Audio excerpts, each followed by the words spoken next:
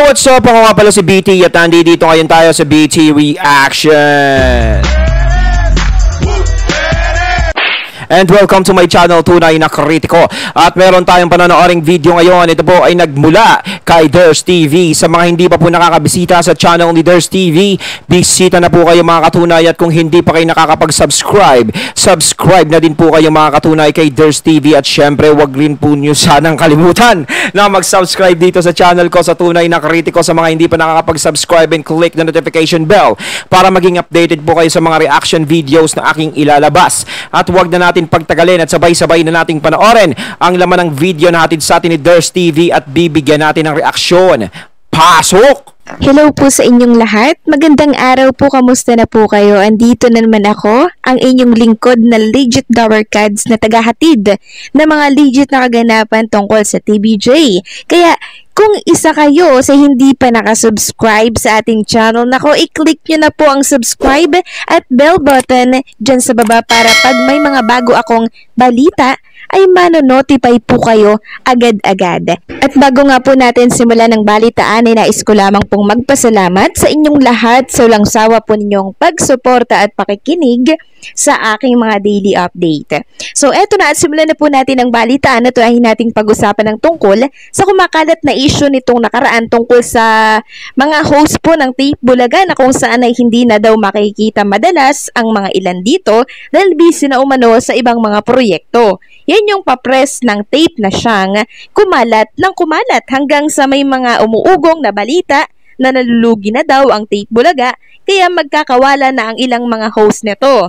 Kaya naman ang ilang taga-tape biglang nilinaw ang isyong ito na wala daw katotohanan ang mga bali-balita dahil sa totoo lang daw ay mas dumami pa daw ang ads ng naturang show, kaya walang katotohanan na nalulugi na ito. Yan ang depensa ng ilang taga-tape sa umuugong na balita. So bahala po sila. Ayan ha, hindi raw nalulugi ang tape.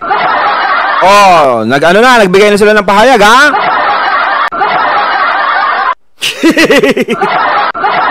Ayan, naman at least nilinaw na. Pero may kasabihan. May kriminal bang umamin ng kanyang kasalanan? Joke! Ayan. Dito, dahil kung nagsisinungaling man sila sa likod ng mga pangyayaring ito, hindi naman tayong maapektuhan nun, kundi sila. Samantalang ibabahagi ko lang din po sa inyo itong ama ni Atasha Mulak, popular sa Facebook, itong si Aga Mulak, no?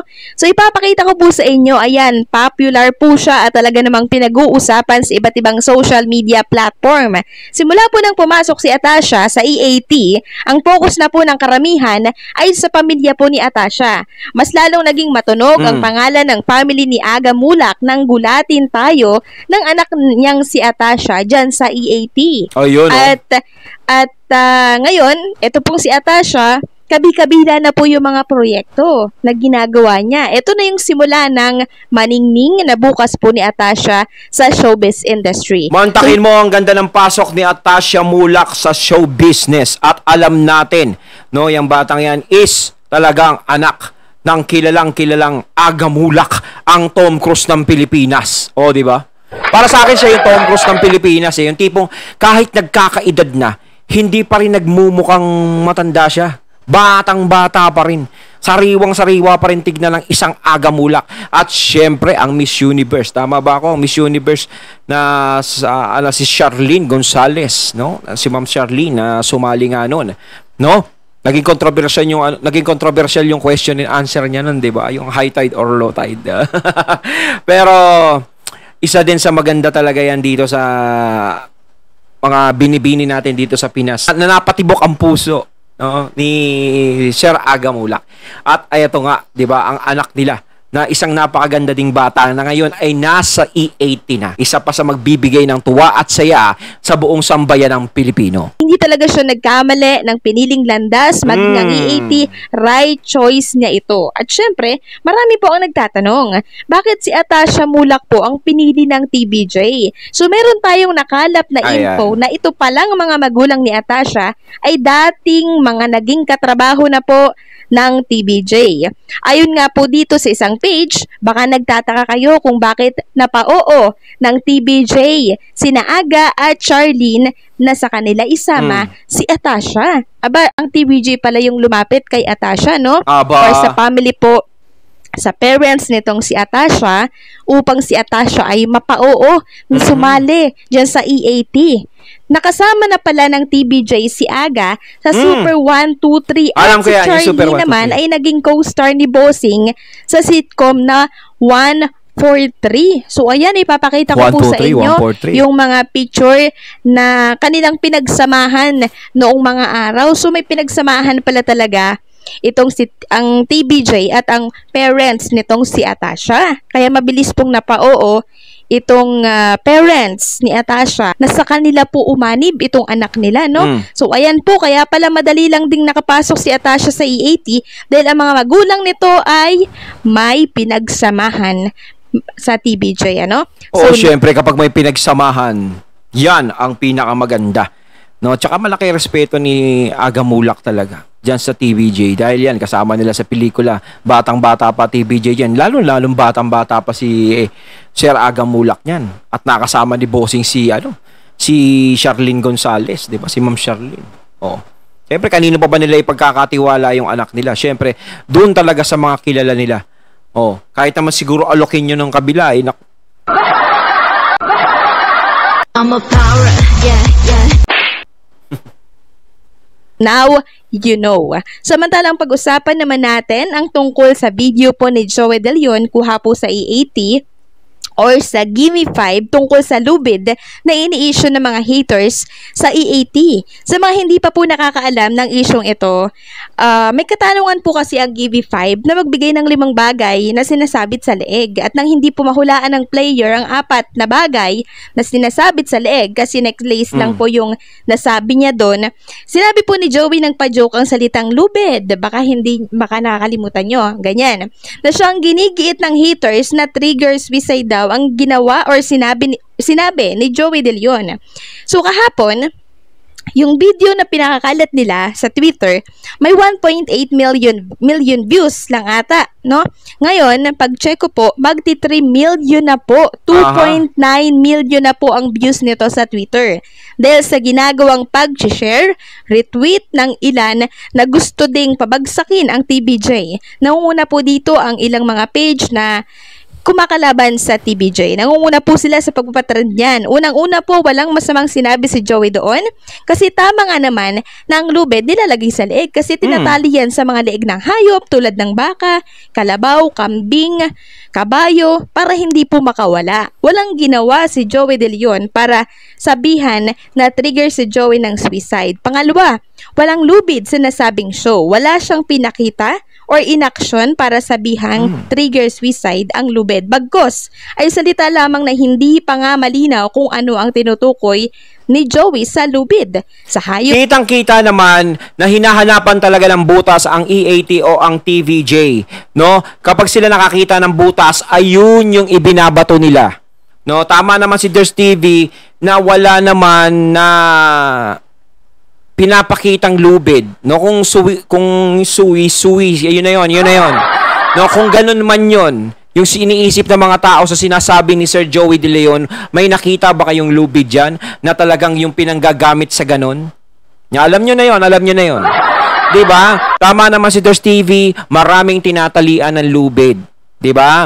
Ang mga hayop, 'di ba? Yung mga hayop, 'di ba? Yung mga aso tuloy. Yung mga kalabaw. Oh, 'di ba? Baka. Oh, 'di ba? Kambing. Oh, minsan pa yung mga puno tinatali. Oh, lubid, ginagamit din doon. Oh, ibig sabihin, ang lubid kapag sinabing lubid, ginagamit agad sa ganun, sa ganon agad. No? Kasi minsan may mga mababaw na dahilan lang is binibigyan nyo ng malaking kahulugan. Kasi napupuna yung mga idol nyo, ganito, ganyan. Yun naman kasi, lantara naman talaga, kitang-kita mo naman. Kumbaga yan, maraming ibig sabihin ng sinabi ni Sir Joey De Leon na lubid.